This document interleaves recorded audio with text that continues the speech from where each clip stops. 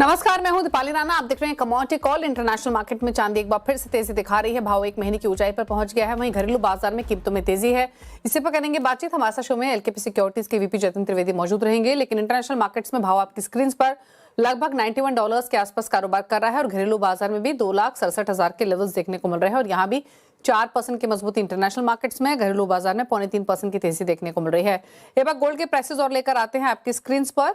घरेलू बाजार में अगेन 1% के आसपास के गेन्स हैं। 1.5 लाख के ऊपर सोना कंसिस्टेंटली होल्ड कर रहा है लगातार कई सत्रों से और इंटरनेशनल मार्केट में वापस 5,000 के ऊपर प्राइसेस आ चुके हैं और अब $5200 को अप्रोच करते हुए गोल्ड दिखाई दे रहा है।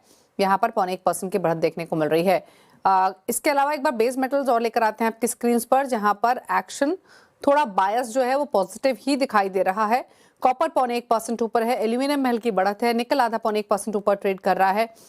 मोर और लेस जो बायस है वो पॉजिटिव ही है आज के सत्र में। और एनर्जी बास्केट को देखेंगे तो यहाँ पर कच्चे तेल में फ्लैटिश टोन पर ट्रेडिंग होते हुए दिखाई दे रही है आज के कारोबार में। नेचुरल गैस अगेन कमजोर ही है, 1.5% नीचे कारोबार कर रहा है।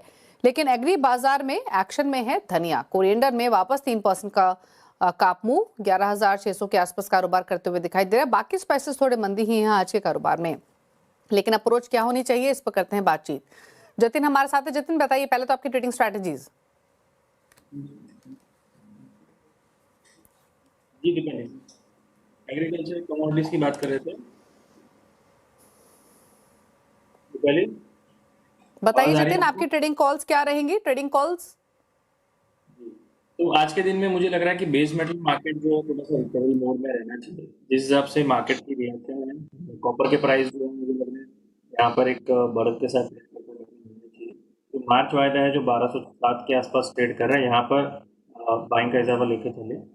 स्टॉप लॉस जो है वो कहीं ना कहीं 1190 के नीचे रखना है और टारगेट 1225 से 1230 का रखना है कॉपर के अंदर।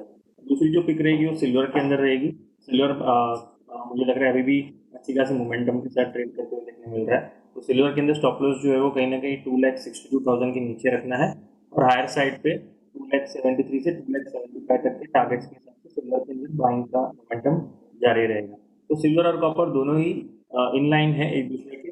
जब भी सिल्वर के अंदर मोमेंटम आती है तो कॉपर भी उसको पीछे पीछे रैली करना शुरू करता है। तो दोनों के अंदर मुझे लगता है बाइंग ट्रैक्शन। ओके, तो सिल्वर और कॉपर पर एक स्ट्रैटेजी आपको रेकमेंड की गई है, लेकिन इसके अलावा गोल्ड पर आपका व्यू क्या है? यहाँ पर कंपैरेटिवली वॉलेटिलिटी भी कम रही है और 1.5 लाख के इर्द गिर्द ही घूमता हुआ दिखाई दिया। इंटरनेशनल मार्केट में वापस भाव $5200 का अप्रोच कर रहे हैं। क्या व्यू है यहाँ पर? दीपावली जब तक $5,000 के ऊपर ट्रेड कर रहा है सीएमई में, तब तक रैली जो है वो और कंटिन्यू रह सकती है।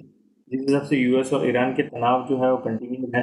हालांकि कल हम इसके बीच में कुछ बातचीत जो है वो आगे बढ़ने वाली है, बट फिलहाल जिस हिसाब से पिछली मीटिंग के जो कंक्लूजन हुए थे उसके कारण से जो तनाव बढ़ा है यूएस और ईरान के बीच में, उसके कारण से गोल्ड को सपोर्ट है। टैरिफ्स के चक्कर में भी जो अनसर्टेनिटी का माहौल फिर से जागरूक हुआ है, जहाँ पर यूएस कोर्ट ने ट्रंप के खिलाफ डिसीजन दिया और ट्रंप ने फिर वापस से रिटेलिएशन में एक नए सेट ऑफ टैरिफ्स लाए हैं सभी के लिए। तो ये वहाँ पर फिर से अनसर्टेनिटी हो जाती है। तो गोल्ड को ये सब माहौल में जो है वो सपोर्ट मिल जाता है। अनसर्टेनिटी का माहौल जो है वो गोल्ड के लिए काफ़ी बेहतरीन रहता है जब रैली करनी होती है।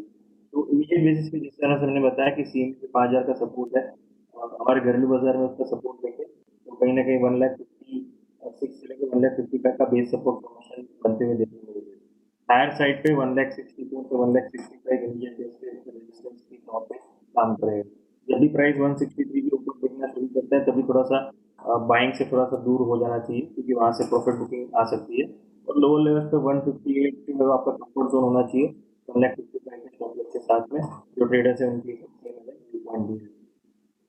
ठीक है, रुक रहे हैं इसी के साथ एक ब्रेक के लिए, फिर वापस आते हैं। अब दे रहे हैं कमोडिटी कॉल, जतिन त्रिवेदी बने हुए हैं। जतिन, अब बात कर लेते हैं एग्री बाजार पर। पहले तो स्पाइसेस के पैक पर आपका क्या व्यू है, स्पेशली कोरिएंडर? देखिए मार्केट जो है वो कहीं ना कहीं थोड़ा सा बेसिंग करने के बाद अब एक अच्छी खासी बढ़त के साथ ट्रेड करते हुए देखने मिल रहा है, जहाँ पर धनिया जो है एक अच्छी खासी बढ़त के साथ ट्रेड कर रहा है। 10,000 के लेवल्स के बाद एक अच्छी खासी जो रैली है वो भी देखने मिली है।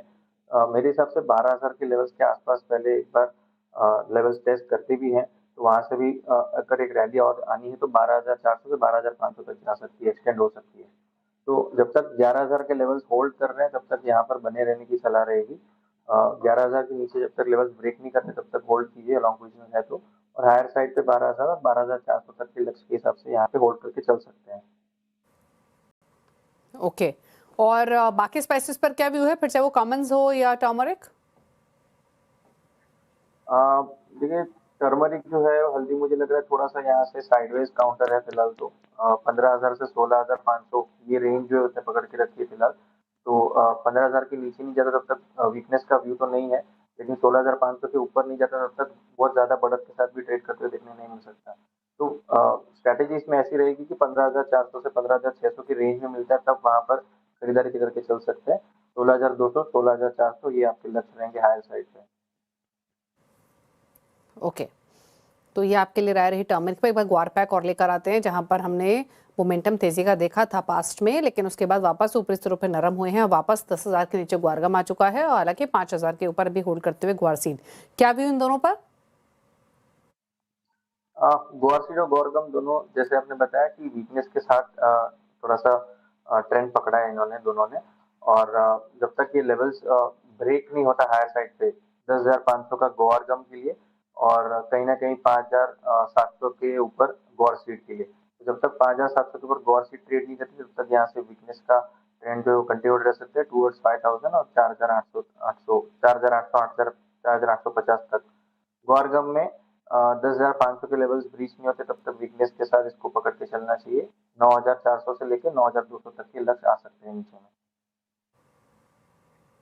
ओके, एक क्विक व्यू ले लेते हैं cast cotton seed oil cake पर, इस पर बताइए आपकी राय क्या है? कॉटन सीड ऑयल केक देखें तो थोड़ा सा वीकनेस आज जरूर दिखा रहा है, लेकिन रेंज जो है वो कहीं ना कहीं मुझे लग रहा है ये एक पॉजिटिविटी के साथ में डेवलपमेंट रह सकती है, क्योंकि पिछले 3-4 दिन में अगर हम देखें तो एक अच्छी खासी बढ़त जो इसके अंदर देखने मिली है, जहाँ पर 3,100 के लेवल्स भी उसने रिस्पेक्ट किए हैं। तो कोई भी लेवल जहाँ पे थोड़ा सा डिप अगर आ जाता है 3,250 के आसपास तक की, तो वहां पर बाइंग का हिसाब बना के चल सकते हैं। 3,150 का आपका स्ट्रिक्टली स्टॉप लॉस रहेगा, और हायर साइड फिर से स्विंग हाई जो क्रॉस करेगा तो 3,400 से 3,450 तक के लक्ष्य आपको देखने मिल सकते हैं कॉटन सीड ऑयल केक के अंदर। ओके, तो ये व्यू रहा कॉटन सीड ऑयल केक पर। 3293 एग्जिस्टिंग लेवल्स देखने को मिल रहे हैं। थैंक यू जतिन आने के लिए शो में और सभी ट्रेड्स पर अपनी राय देने के लिए। इसी के साथ कमोडिटी कॉल में इतना ही। ब्रेक के उस पार अब देखिए आवाज समाचार। नमस्कार।